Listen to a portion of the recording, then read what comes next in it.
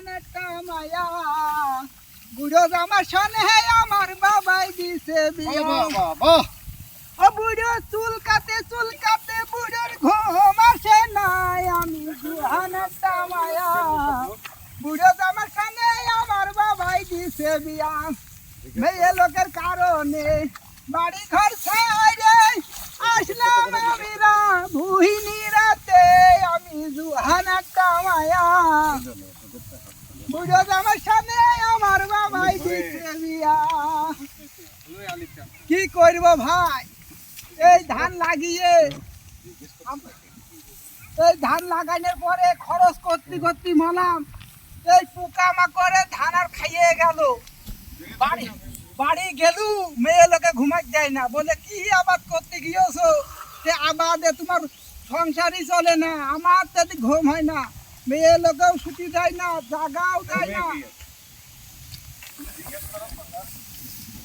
আচ্ছা, আপনারা যে ধানটা লাগাইছেন এই ধানের পরিমাণ কতটুকু? ধানের মালিক কে?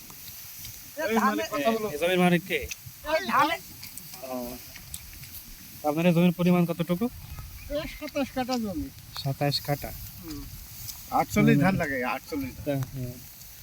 আপনারা কি ধান লাগাইছেন এখানে? এখানে 48 ধান লাগাইছি ভাই। 48 ধান। এটা কি আপনার বাড়িতে বীজ বানাইছেন নাকি অফিস থেকে নিয়ে আসছেন? অফিসে যখন নিয়ে আনা এটা ফলন কেমন হতে পারে? ওই বিঘা প্রতি 22 মণ 20 মণ। এটাকে তো ভাজ্য ধান বলে, তাই না? এটাকে তো ভাজ্য ধান বলে। যে এটা ভাজ্য ধান। ধানে ভাই খুব খরচ, প্রচুর খরচ। ধান করতে আইলে কোনো ওষুধই কাজ হচ্ছে না। ওষুধওয়ালারা টাকা আমাদের কাছে নিতে নিচ্ছে কিন্তু ওষুধই কোনো কাজ হচ্ছে না। পানি হচ্ছে না আর পানি হচ্ছে না।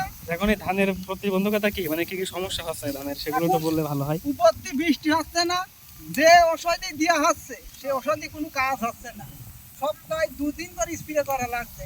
ওষুধের মাত্রা একেবারেই চ্যাম্পানি ওষুধ। এদিক বাড়ি গেলি বক্সে টেকা সব ধানের হুইতে দিয়ে আসছো, এদিক ঘরে খাবার ফুরি গেল, কি করব? আপনারা কৃষি অফিসে যোগাযোগ করেননি? কৃষি অফিসে তো আমাদের এখানে যাওয়া সম্ভব হয় না। আমরা এখন মূর্খ সুর্খ মানুষ, কিভাবে যোগাযোগ করব সে লাইন ঘাট তো আমাকে জানা নাই। না, কৃষি অফিসে যোগাযোগ করলে তার মানে তারা একটা পরামর্শ দেবে।